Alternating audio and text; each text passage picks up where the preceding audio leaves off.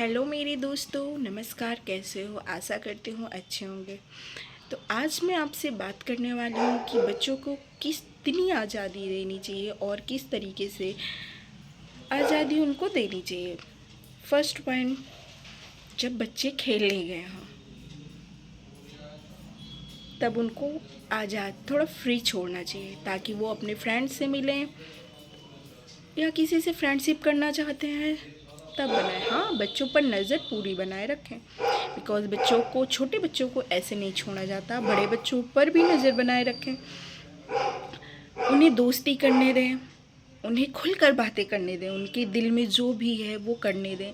इस तरीके से उनके मानसिक विकास के साथ साथ शारीरिक विकास भी होगा और वो खुलकर अपनी बातों को कह पाएंगे, दूसरों की बातों को समझ पाएंगे, दूसरों से कैसे मिलना है, जुलना है, उठना है, बैठना है, बातें करनी है, सारे गुण उनमें आएंगे। क्योंकि ये एक सामाजिक वार्तालाप होता है। इससे समाज में उत्पन्न होने वाली जो भी संस्कृति है, एक दूसरे से बालक मिलते हैं तो समझते हैं और जानते हैं हमारी संस्कृति सभ्यता कैसी है, उनकी संस्कृति सभ्यता कैसी है। एक दूसरे से जब समझेंगे, मिलेंगे, रीति रिवाज को जानेंगे, तभी ये समाज आगे बढ़ता है। दूसरा पॉइंट, उन्हें घर में भी पूरी आज़ादी दें अपनी बातों को रखने का। हाँ, उन पर दबाव न बनाएं, पाबंदी भी मत लगाएं इतनी कि बच्चे मानसिक रूप से कुष्ठा या तनाव से ग्रसित हो जाए कि हमारी बातें तो कोई सुनता ही नहीं। उन्हें पूरा मौका दें अपनी बात को समझाने का, कहने का, उनके अंदर क्या चल रहा है, इन सारी बातों को वो बता सके, कह सके, अपनी माँ से, अपने पिता से, अपने बाबा से, किसी से भी फैमिली में वो अपनी बातों को बताएंगे, तभी तो दूसरा इंसान समझेगा ना कि उनके दिमाग में क्या चल। तीसरी बात, बच्चे को सामाजिक तौर पर तैयार करने के लिए उनके पास ऐसे वातावरण बनाए जाएं। हर पेरेंटिंग का एक रूल्स होता है कि बच्चे के भविष्य को बनाने के लिए माँ बाप बहुत ही ज़्यादा जिम्मेदारी लेते हैं।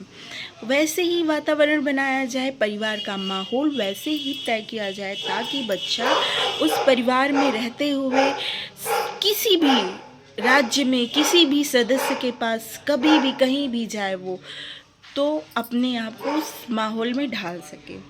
कभी कभी बच्चों को देखा जाता है कि घर से बाहर गए पढ़ने, उस माहौल में अपने आप को बिल्कुल भी एडजस्ट नहीं कर पा रहे हैं। बहुत दिक्कत होती है ऐसे बच्चों के साथ। तब बच्चों को उनका इन्वायरमेंट बहुत ही वीक लगता है और वो दूसरी इन्वायरमेंट में अपने आप को एडजस्ट ही नहीं कर पाते। इसलिए बच्चों को इस तरीके से ढालो कि वो बच्चा लाइफ में कहीं भी जाए, अपनी लाइफ में अपने गोल को अचीव करने के लिए कोई भी रास्ता अपनाए, वो उस इन्वायरमेंट में अपने आप को ढाल सके। चौथा पॉइंट ये है कि बच्चों से जब भी वार्तालाप करें, बहुत ही सौहार्दपूर्ण, प्रेमपूर्ण वार्तालाप करें। पेरेंट्स का बात करने का तरीका बच्चों पर बहुत ही ज़्यादा इफ़ेक्टिव होता है। बच्चे जब बहुत एग्रेसिव होते हैं तब किसी की बात नहीं मानते और तब उनसे बात भी नहीं करना चाहिए। उनसे कूल माइंड होकर ही बात करनी चाहिए ताकि बच्चे उस बात को समझ सके क्या उनके लिए अच्छा है और क्या बुरा है। पेरेंट्स क्या चाहते हैं कि बच्चा जब गुस्सा हो रहा है तभी उनसे बात करो। तुम अपनी बात पे अडिग रहते हो कि नहीं ये सही है, बच्चा अपनी बात पर अडिग रहता है कि मैं तो बड़ा हो रहा हूँ, मैं सही हूँ, मम्मी पापा को क्या पता है। लेकिन ऐसा नहीं है, पेरेंट्स को भी पता होता है और बच्चे जहाँ तक जानते रहते हैं वहाँ तक उनकी भी सोच सही रहती है। लेकिन उसका प्रभाव क्या पड़ेगा वो सिर्फ पेरेंट्स को पता रहता है, क्योंकि पेरेंट्स हर चीज़ से गुजर चुके होते हैं। इसलिए हर माहौल को अपने ढंग से बनाने की कोशिश करिए। बच्चों को फ्री माइंड से ट्रीट करें, फ्री माइंड उन्हें रखें। बच्चे अगर घर में जो करना चाहते हैं थोड़ा फ्रीडम रखें, करने दें।